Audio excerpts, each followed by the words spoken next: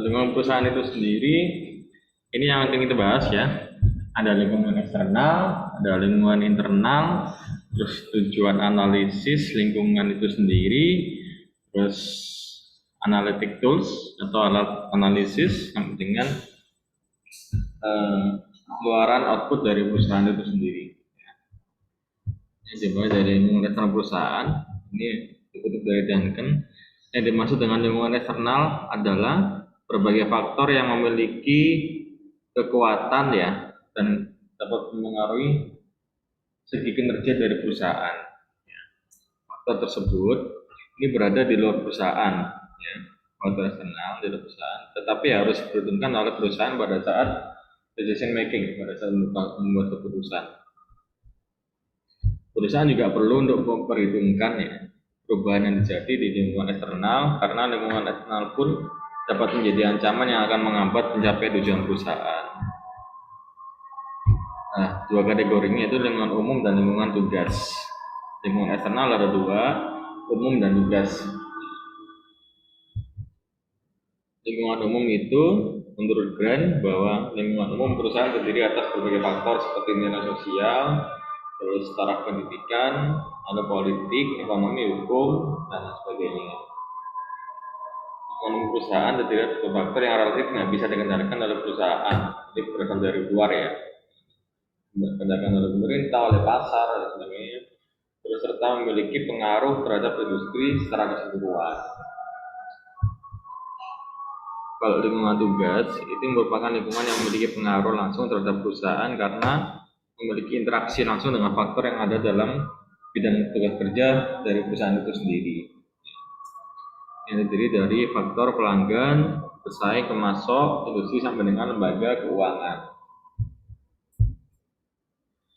Terus faktor yang terdapat dalam lingkungan internal, sekarang bahas lingkungan internal, yaitu research atau sumber daya dan kapabilitas. Sumber daya itu sendiri yaitu merupakan sekumpulan aset, ya, aset baik itu berwujud maupun nggak berwujud yang berada dalam kendali perusahaan. Jadi perusahaan kendali penuh di lingkungan internal ini, serta akan membantu perusahaan dalam melakukan implementasi strategi untuk memperoleh keunggulan bersaing.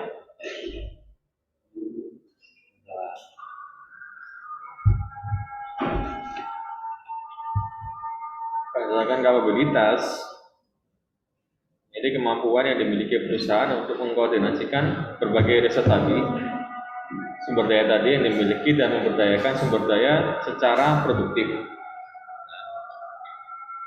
Kapabilitas berasal dari tiga hal sumbernya, yaitu struktur organisasi, terus proses organisasi, sampai dengan sistem pengendalian organisasi. Nah, untuk apa sih kita mempelajari analisis lingkungan perusahaan? Ini yang dua, analisis lingkungan eksternal apa aja sih? Jika analisis lingkungan eksternal perusahaan, ya ini ditujukan untuk mengantisipasi ya berbagai perubahan baik yang terjadi dalam lingkungan umum maupun lingkungan tugas tadi. Tujuan yang ingin diperoleh melalui pelaksanaan kegiatan analisis adalah untuk identifikasi adanya berbagai opportunity dan threat, ya, peluang dan ancaman. Analisis lingkungan internal sendiri yaitu ditujukan untuk mengidentifikasi berbagai kekuatan dan kelemahan, strength and weakness yang ada pada sumber daya dan kapabilitas yang dimiliki perusahaan dengan sumber daya yang dimiliki oleh pesaing. Jadi gini ya, ini eksternal tadi hubungannya dengan opportunity threat, peluang dan ancaman, internal hubungannya dengan kekuatan dan kelemahan. Ya. Ini seperti di analisis SWOT ya. Paham ya analisis SWOT ya? Udah pernah dapat sebelumnya ya?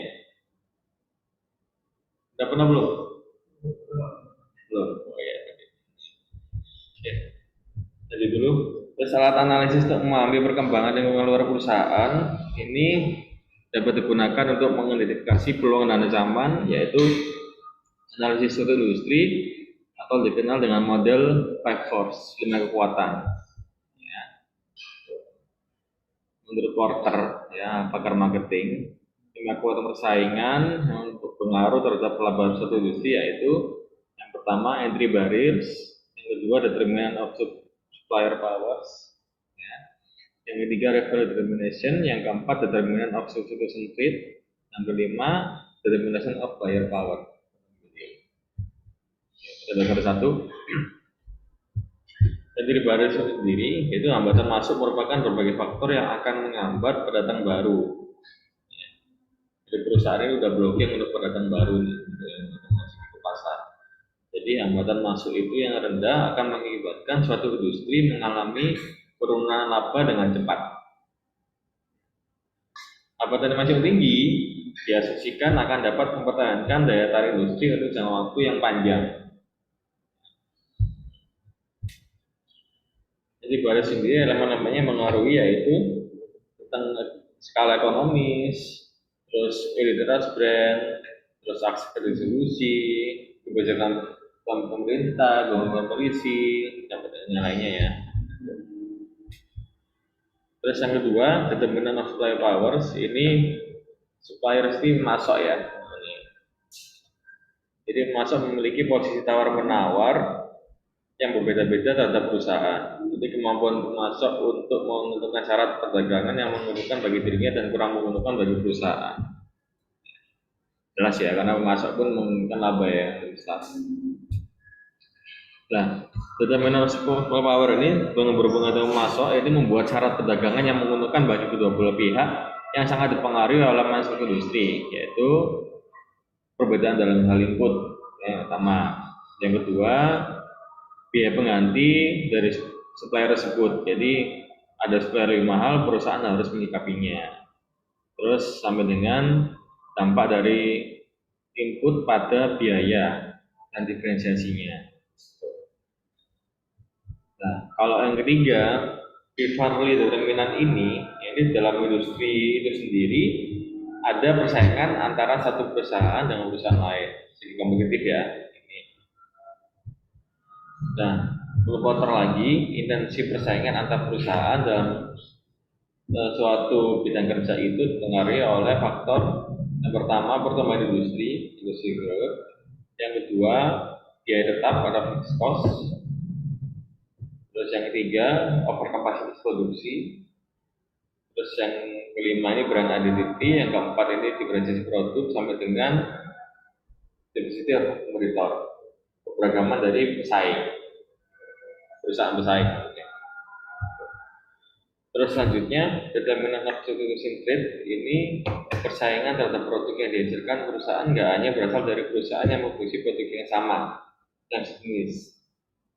Produk yang sejenis pun jadi pesaing juga nih, sehingga menimbulkan persaingan langsung, melainkan bisa juga berasal dari perusahaan yang memproduksi produk yang memiliki sama fungsi dengan produk yang dihasilkan, jadi yang non sejenis ya.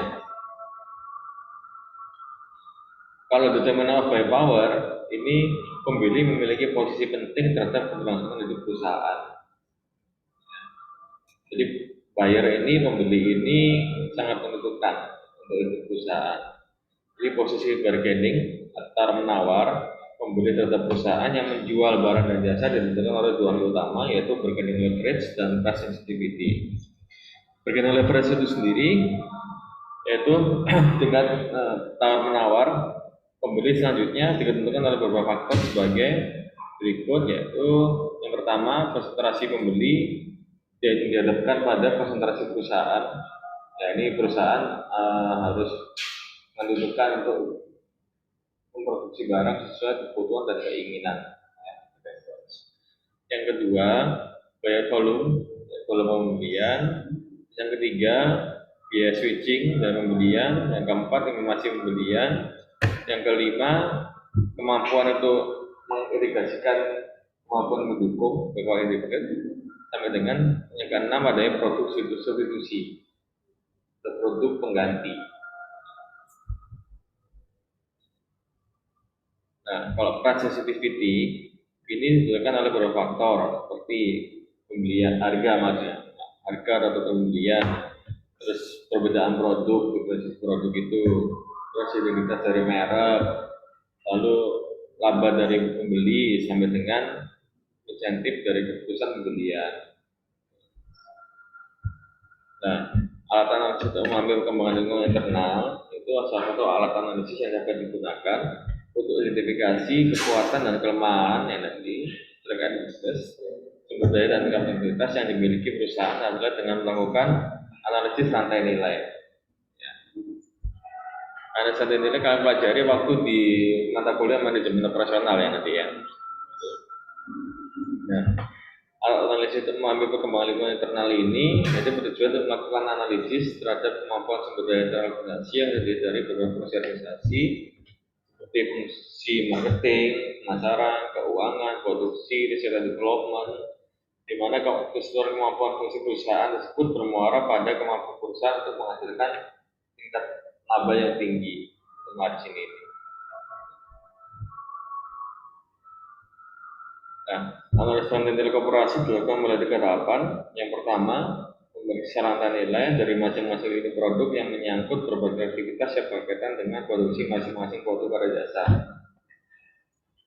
Yang kedua, pemeriksa keterkaitan rantai nilai dalam masing-masing lini produk. Yang ketiga, pemeriksa kemungkinan terjadinya sinergi di antara nilai untuk berbagai lini produk yang berbeda. Ya, itu terakhir materinya. Silakan, kalau ditanyakan. Tentang analisis SWOT belum diajarkan di mata kuliah lain. Analisis SWOT belum. Mata kuliah yang sudah tatap muka apa?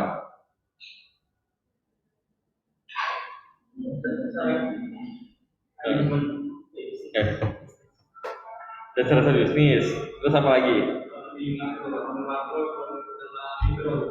Ekonomi makro, ekonomi mikro. Sudah. Ya tiga itu ya. Yang lainnya masih full daring.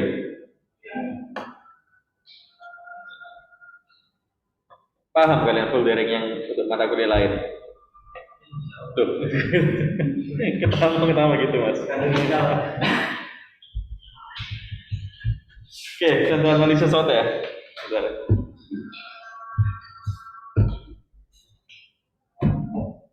Oke, nggak ada lagi Mas Ri.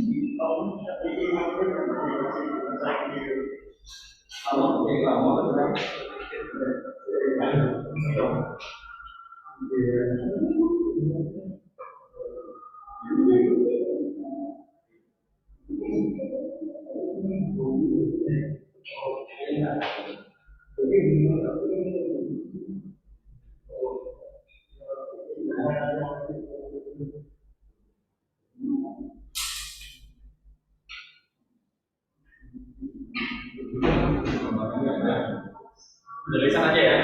Oh, saya tulisan. Coba apa yang produk paling mudah apa? Minuman ya? Kayak teh bojo harum deh, ya.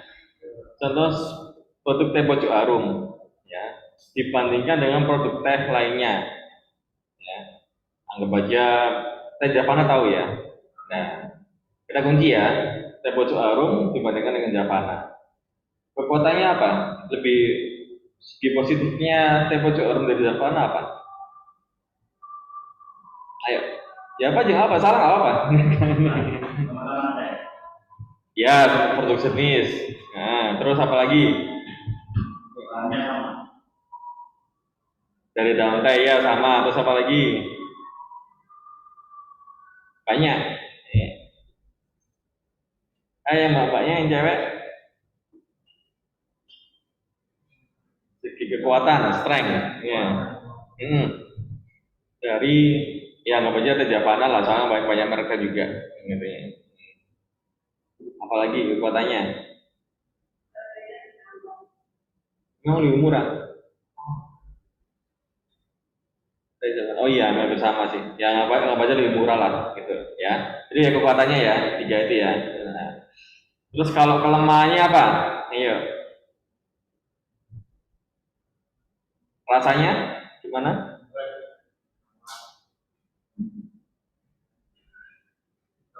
Kalau saya sih lebih suka tempe harum rasanya ya daripada savana, nggak tahu ya. Ya mungkin yang let's say rasanya lebih enak gitu ya tempe harum. Terus apa lagi? Sorry, peluang dari peluang opportunity, ini peluangnya. Nah, ini peluang, belum kelemahan sama ancaman ya, ini masih peluang ya. Rasanya lebih enak. Terus apa lagi? Segi plusnya. Kenapa? Yang lebih wangi. Kalau dari segi varian gimana? Kalau segi varian lebih banyak mana rasanya? Apa aja sih rasanya tempe harum? Hah? Sama yang ori. Ya oke lah segitulah, paling lebih banyak. Peluang ya itu ya. Sama-sama ada satu lagi nih. Tahu nggak? Ayo, sebutin dulu. Dari perusahaan mas. Jadi dari tempo Jarum kan bernaung di Mayora Group. Ya, otomatis kan group holdingnya produksinya lebih kuat daripada di Javana. Terus sekarang kelemahan. Ayo, kelemahan. Satu aja sebutin. Wah.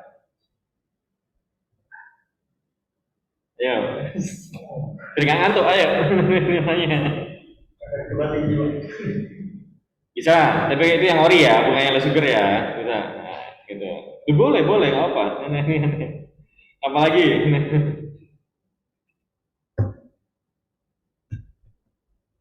Ayo, apalagi selain kadar gula tinggi? Jadi produknya yang varian ori itu. Terus, yang Mas Awam? Kenapa? Udah pecah? Apanya? Kemasannya? Oh, pengen udah coba banting. Itu ya contohnya ya. Nah, terus kalau sekarang ancaman ini agak susah soalnya harus ada nasi lebih. Ancamannya yang pasti harus bersaing lebih sengit ya di antara produk merek tab baru yang bermunculan. Itu suatu analisis SWOT. Di SMA masa nggak diajarkan kan ya? Pasti diajarkan lah. Empat ya. Dari materi ini ada ditanyain nggak?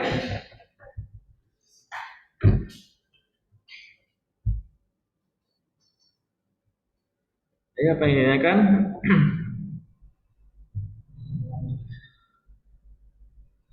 Sebelum saya kasih tugas kelompoknya nanti. Ada ditanyain nggak? Ini. Hah? Yang mana yang kurang paham? Oh gitu ya? Padahal udah ini loh, saya turunkan loh ini. Sama mana wes yang mau ditanyakan? Ini.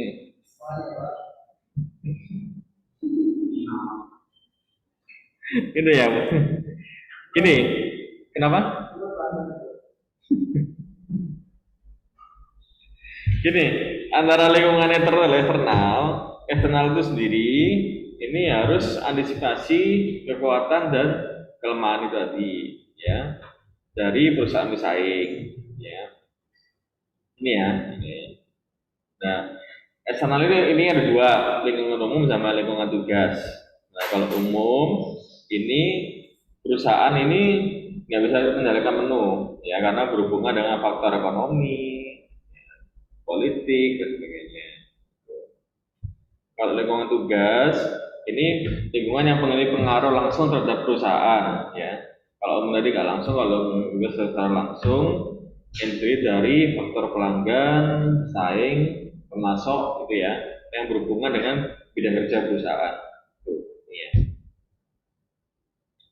Kalau internal ini ada sumber daya dan kapabilitas. Sumber daya tadi aset ya, aset dari perusahaan yang dipunya perusahaan. Terus kapabilitas ini kalau dari sumber daya biar dapat income yang secara tinggi atau produktif. Kapabilitas ini tiga halnya tadi itu dibaca struktur organisasi, proses organisasi dan sistem pengendalian organisasi. Ini yaitu yang ini analisisnya. Ya.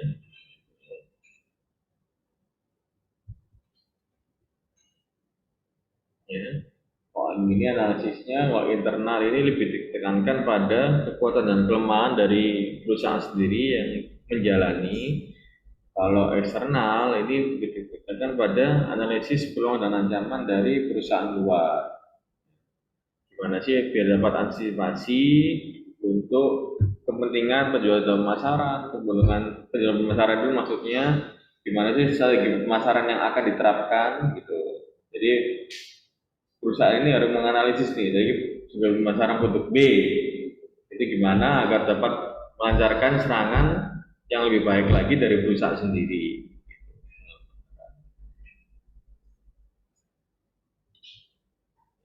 Selalu seperti itu.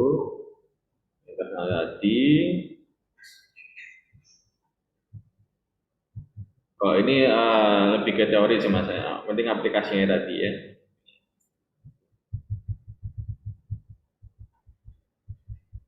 Jadi internal harus mengantisipasi gimana caranya untuk strategi pemasarannya, terus gimana caranya untuk bidang R&D, research development. Jadi perusahaan ini harus mengembangkan apa tuh gimana sih biar nggak sama dengan perusahaan lain, ya, biar berbeda, biar lebih disukai konsumen. Gitu.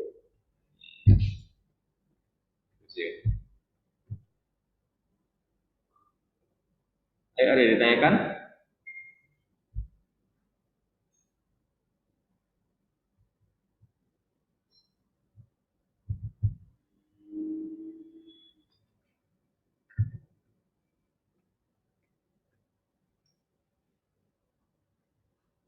Ada kuliah lain sudah ada yang ngasih tugas kelompok? Banyak ya.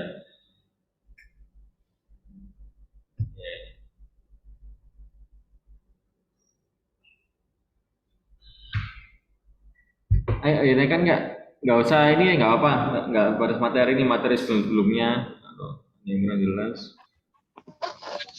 Pak, mohon bertanya. Ini dengan Mbak Dianita Effendi. ya. Oh iya, silakan Mbak. Tadi kan dijelaskan tentang analisis SWOT. Di situ kan ada kelemahan dan kekuatan. Nah, gimana caranya kita untuk mengurangi kelemahan kita sehingga meningkatkan daya saing perusahaan kita. Terima kasih, Pak. Ya, itu terkait dengan strategi kompetitif ya Mbak ya, strategi kompetitif yang hubungannya dengan penjualan dan pemasaran. Jadi misalnya tadi contohnya teh ya, dari kelemahannya misalkan dari rasanya yang kurang enak gitu kan. Jadi gimana caranya rasa tersebut bisa lebih enak dengan mengembangkan varian baru atau dari varian lama ditingkatkan kualitasnya gitu. Jadi hubungannya dengan departemen yang lain juga dalam perusahaan seperti itu, departemen research development ya seperti itu. Terus yang setelah itu juga ini hubungannya dengan strategi penjualan dan pemasaran oleh perusahaan gitu ya. Gimana caranya kalau bisa lebih unggul gitu ya dalam hal penjualan dan pemasarannya gitu. Bisa contoh kata bisa distribusi produknya itu biar lebih merata, bisa ditemui oleh banyak konsumen gitu. Itu Mbak Dianita. Ya, Pak, terima kasih. Ya,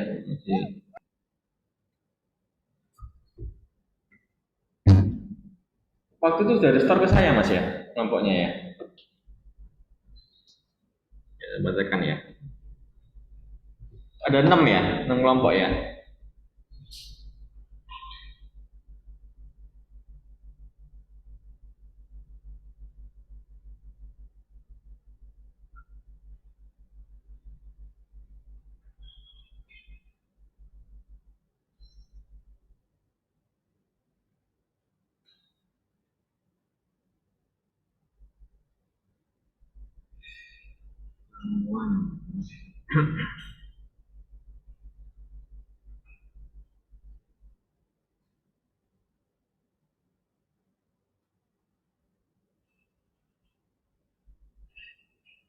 Kelompok 1 ini ada Mia, Pak. Ini nama asli semua Mas. Ini story saya. Iya. Biasanya ada nama panggilan soalnya. Nggak ada nama. Panggilan.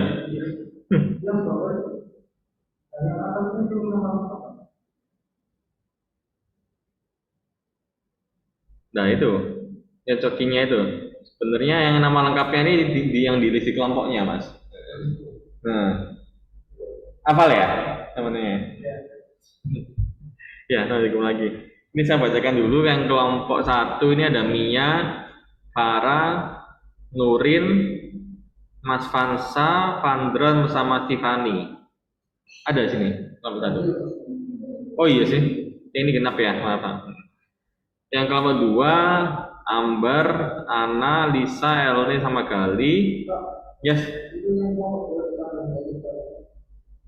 Oh ya, wis diganti sekalian aja mas. Nah, terus kelompok tiga, ini ada Akmal, Farid, Kelvin, Zaki, Adim, sama Dianita itu ya. Ikut kelompok dua tadi. Ya, ganti dulu aja mas Ali. Tadi story ini aja mas, tolong yang nama lengkap ya. Yang nama lengkap, terus sesuai urutan kelompoknya ini juga. Nah, ini.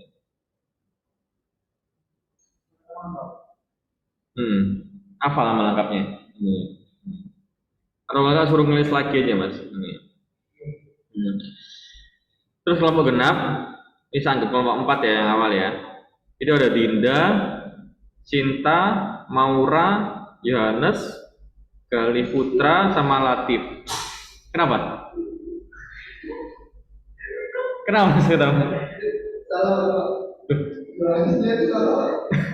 Iya mas. Coba ngomong 4 sini. Jangan.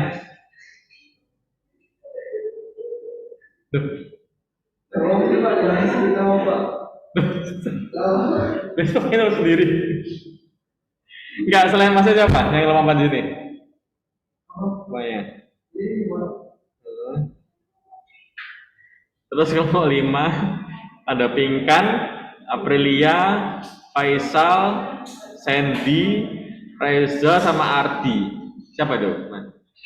Nah, siapa aja lagi yang hadir?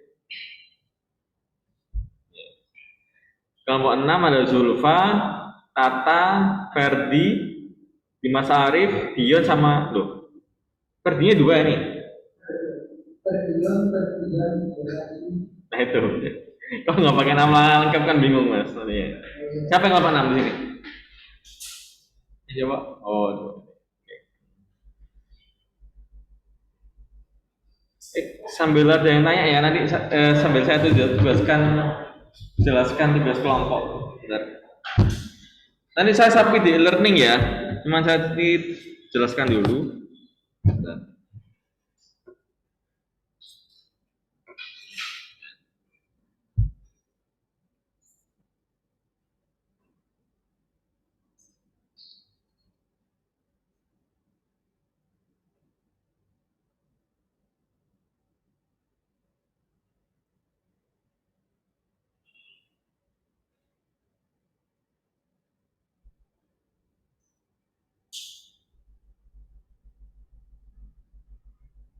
Kelompok aja yang ngajar ini 456 ya sekarang ya.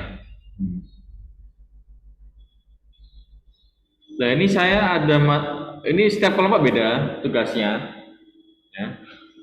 Setiap kelompok studi kasusnya berbeda ya. Jadi nggak bisa saling sama setiap kelompoknya. Ini studi kasus beda, terus pertanyaannya juga agak berbeda, tapi ini juga sama gitu. Jadi kalian harus menyelesaikan studi kasus ini ya, studi kasus yang diberikan. Kayak ini kelompok 4, ini studi kasus tentang Nokia ya. Ini ada latar belakangnya, nah, terus ada pertanyaannya. Ya. Contohnya ini apakah faktor penyebab kegagalan, terus berikan analisis sampai kesimpulan dan saran. Ya kalian harus menyelami dulu masalahnya, setelah itu mengambil referensi-referensi tautan tentang Nokia yang pernah bahas Nokia. Tuh. Ya. Karena ini bersifatnya analisis ya, dan dari segi pandangan kelompok sendiri. Ya. Jadi jelas ada pertanyaannya. Nomor 5 nih. Ini. Nah, itu lebar.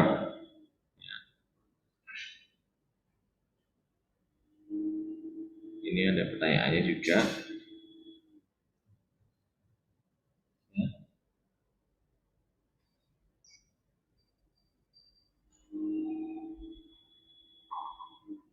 Terus nomor 6. Nah, ada yang soalnya panjang dan yang pendek ya.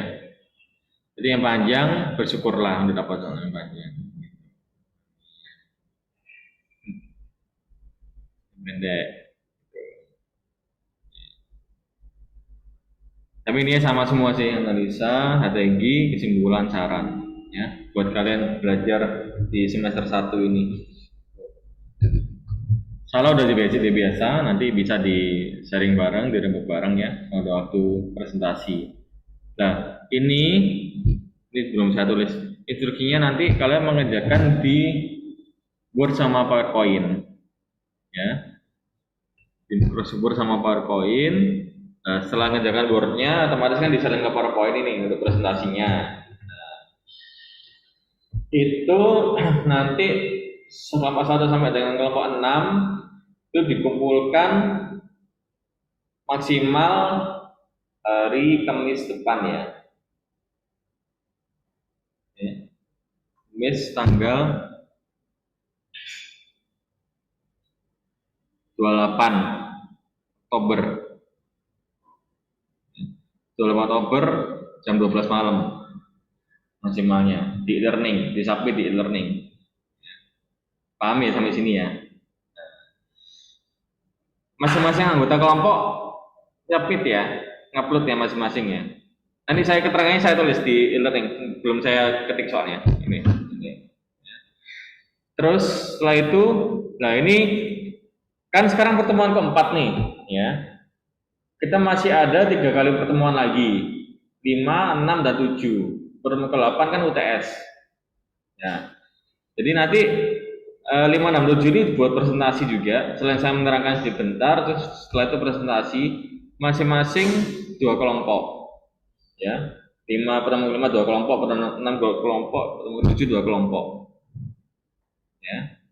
Nanti kalau misalkan nggak bisa hybrid ya nanti full daring presentasinya.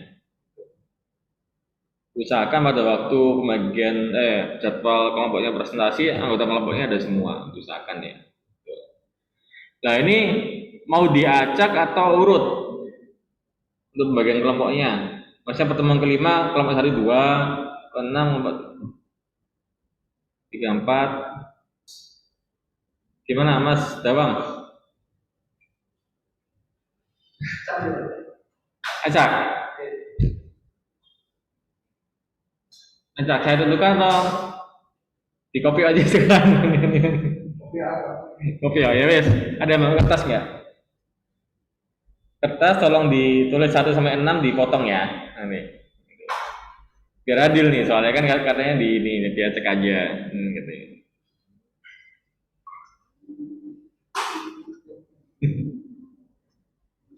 Tapi yang pasti semua kumpulkan ini ya, Kamis sampai dengan Kamis depan ya. Tanggal 28 Oktober.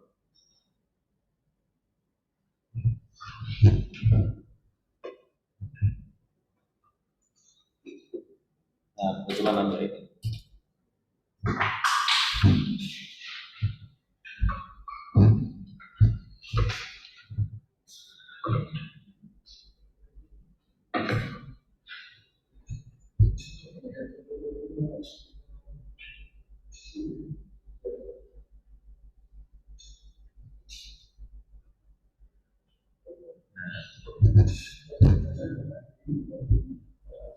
Assalamualaikum Pak, saya ingin bertanya. Ya silakan, sambil ada yang ini Mbak, temannya di kelas. Pak, untuk tugas yang mengerjakan di Word itu berupa makalah apa langsung studi kasus ya Pak? Terima kasih. Langsung jawab studi kasus saja, nggak usah makalah. Nah. Terima kasih Pak. Ya, langsung aja, nggak apa. Ada lagi yang di ruang Zoom yang tanya tentang tugas kelompoknya?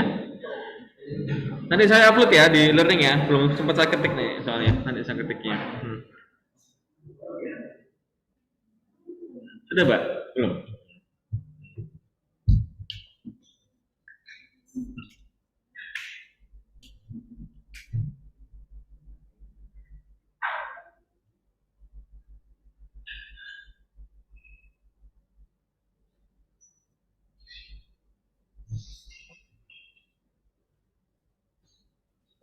Sudah? Sudah naik ke toples.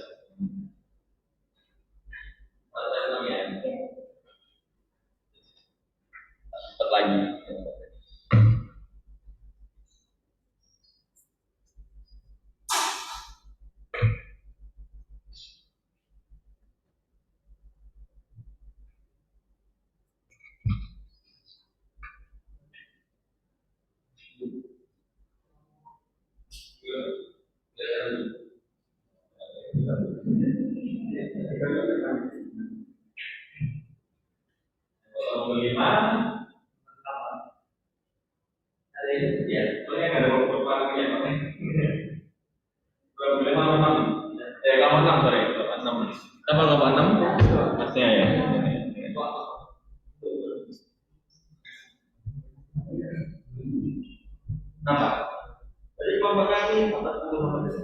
Iya, kan ini bersama teman dulu kan, teman kelima siapa dulu, teman siapa dulu saya.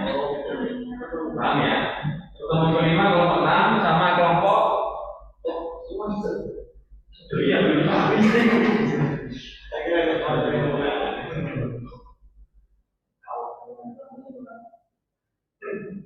5. Teman kelima kelompok 6 sama kelompok 5. Sudah? Oke.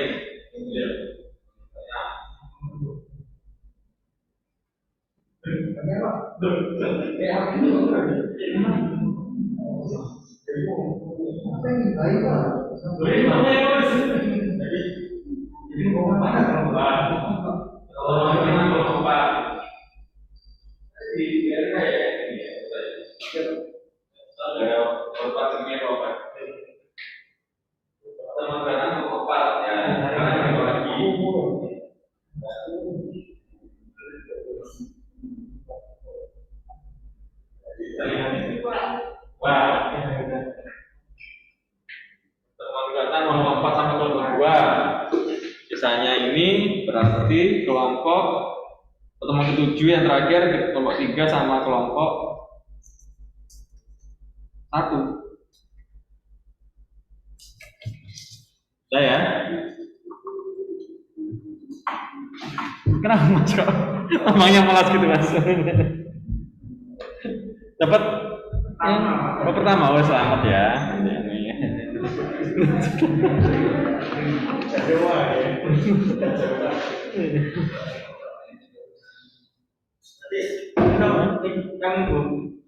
Tapi nanti kenapa?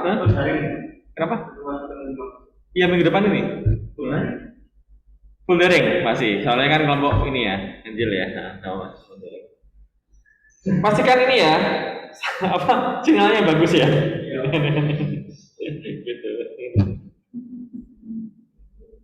Ya. Nanti tugas kasusnya ini saya upload di learning sama keterangannya. Jangan lupa absennya ya teman-teman yang di ruang Zoom juga sebelum ditutup absensinya. Materinya ini sudah bisa di-download ya di learning? Sudah bisa.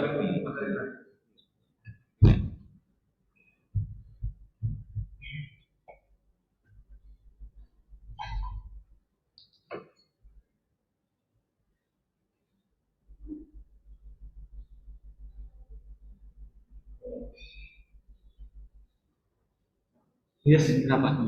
Oh iya. Ini Mas Bawam ya? Nama lengkapnya ya? Terima kasih.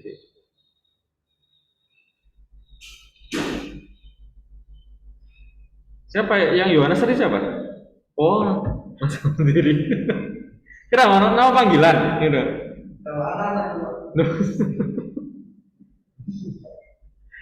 Yang itu ya, siapa yang ada tadi? Yang tiap membagi kelompok tadi, yang 567, pertemuan 567. Udah, kirim ke saya ya. Ini ada.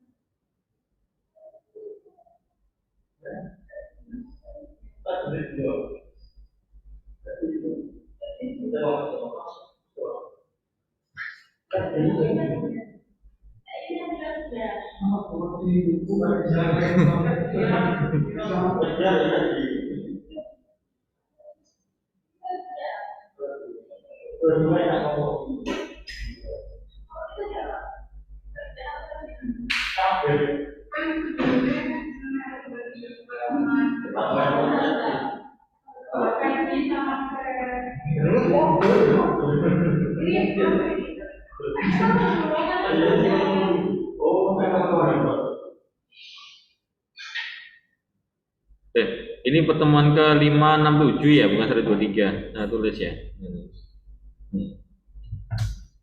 Kelima kelompok 6 sama kelompok 5, kalau pertemuan ke 6 kelompok 4 sama kelompok 2, pertemuan ketiga kelompok 1 sama kelompok 3.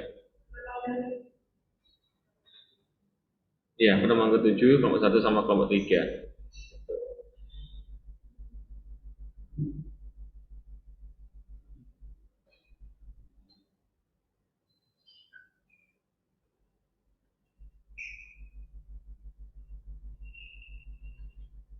Ini genap,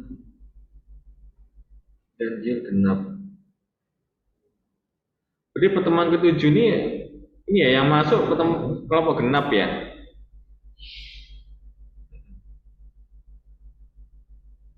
Iya ya. Ini ada dikondisikan aja.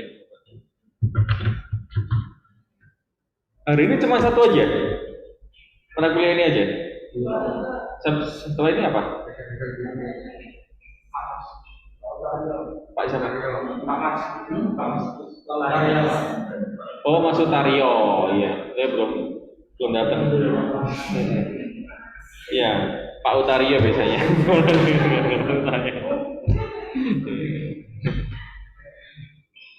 Itu selalu tatap muka ya? Selalu hybrid ya? Maaf. Iya. Oh, benar.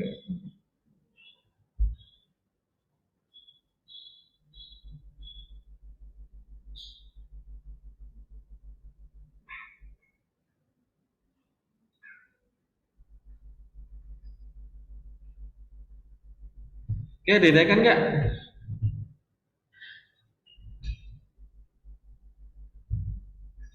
Nanti nggak usah berupa makalah ya, jadi studi kasus tinggal kalian jawab aja. Ya, di Word sama PowerPoint nggak usah dimasukin semua, poin-poinnya aja yang mesti. Ya. Soalnya waktunya juga nggak lama kan, setiap kelompok presentasinya.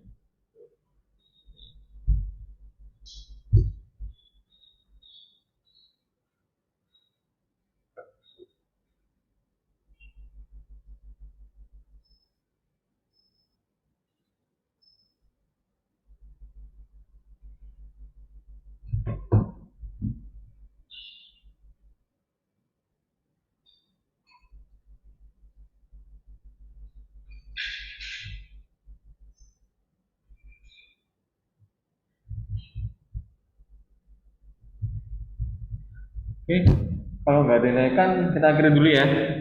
Nanti kalian bisa nyimak nanti malam mau saya upload di e-learning.